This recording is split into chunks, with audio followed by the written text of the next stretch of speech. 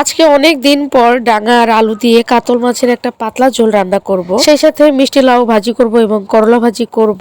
এই তিনটা আইটেম নিয়েই থাকছে আমার আজকের রেসিপি। হ্যালো এভরিওয়ান, কেমন আছেন সবাই? আশা করছি সবাই অনেক বেশি ভালো আছেন। আমার ছোট্ট একটা পেজে আপনাদেরকে ওয়েলকাম। যদিও আমি প্রতিদিন পেজে অ্যাক্টিভ থাকতে পারছি না, যার জন্য কিন্তু আমার ভিউ কমে যাচ্ছে। যাই হোক, প্রতিদিন ভিডিও ছাড়লেই যে সেম ভাবে ভিউজ হবে ব্যাপারটা এরকম না, আপ ডাউনে হয়। মানুষ যেমন ডিভাইডে চেঞ্জ হয়, এই ভিউজ গুলো কিন্তু ঠিক তেমনি। ফেসবুক যখন কাউন্ট করবে যে আপনার ভিডিওর কোয়ালিটি গুলো ভালো হয়, তখনই কিন্তু সাজেস্ট ফর ইতে নিয়ে যায়। এর বাইরে কিন্তু আপনি আমি চাইলেই সেটা পারবো না। যতদিন না ফেসবুক নিজে থেকে আপনার ভিডিও ভাইরাল করবে, ততদিন কিন্তু আপনাকে চেষ্টা চালিয়েই যেতে হবে। অনেকের ভয়েস ভাইরাল হয়, আবার অনেকের ফেস ভাইরাল হয়। যদি কোনোভাবে একটা ভিডিও ভাইরাল হয়ে যায়, তারপর কিন্তু বাকি সব ভিডিওগুলো এক এক করে হিট হতেই থাকে। ওকে, এবার একটু রান্নার বিষয়ে আসি। এখানে আমি আলু আর ডাঙা কেটে নিয়েছিলাম। ফোড়নে দুটো তেজপাতা আর জিরা দিয়ে তারপর ডাঙা আলুটাকে কিন্তু ভেজে নিয়েছিলাম। আর প্রথমে কিন্তু কাতল মাছগুলো আমি ভেজে নামিয়ে নিয়েছিলাম। ডাঙা আর আলুটাকে ভেজে নেওয়ার পর এখানে আমি আদা বাটা, জিরা বাটা আর পেঁয়াজ বাটা একসঙ্গে দিয়ে দিয়েছিলাম। আর দিয়ে দিব পরিমাণ মতো লবণ, হলুদ গুঁড়া আর মরিচ গুঁড়া দিয়েই কিন্তু একসঙ্গে আমি মশলাগুলোকে কষিয়ে নিব।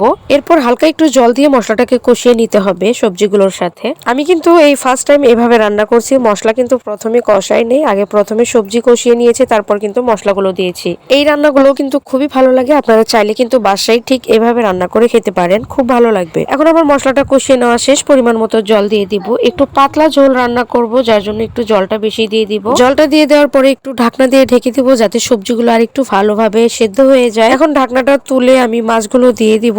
আর আমি কিন্তু ট্রাইপডে মোবাইল রেখে ভিডিও করি। ঠিক যখনই আমি ঢাকনা তুলি, তখন কিন্তু কুয়াশার মতো আবরণ ক্যামেরার মধ্যে গিয়ে কিন্তু ঝাপসা হয়ে যায়। সেই অর্ধেক পর্ব কিন্তু আমি কাট করে দিই। এখন আমি ঢাকনা দিয়ে ঢেকে তুলে নিব। ব্যাস, আমার তরকারি কিন্তু হয়ে গিয়েছে। আলুটাও সিদ্ধ হয়ে গেছে, নামিয়ে নিব। তরকারি নামিয়ে নিলাম। এখন আমি একটু আলু আর করলা ভেজে নিব, যার জন্য পেঁয়াজ কুচি দিয়ে দিলাম, সাথে কাঁচামরিচও দিয়ে দিয়েছি। আর করলা ভাজি অনেক দিন খাওয়া হয় না। কিছু কিছু করলা অনেক তিতা হয়ে যায়, যার জন্য আমি লবণ দিয়ে মাখিয়ে রেখে দেই। পরবর্তীতে খাওয়ার সময় তেতাটা একটু কম লাগে। এখন আমি নুন আর হলুদ দিয়ে দিলাম। এখন করলা ভাজিগুলোকে আমি ভালো করে পোড়া পোড়া করে ভেজে নিব।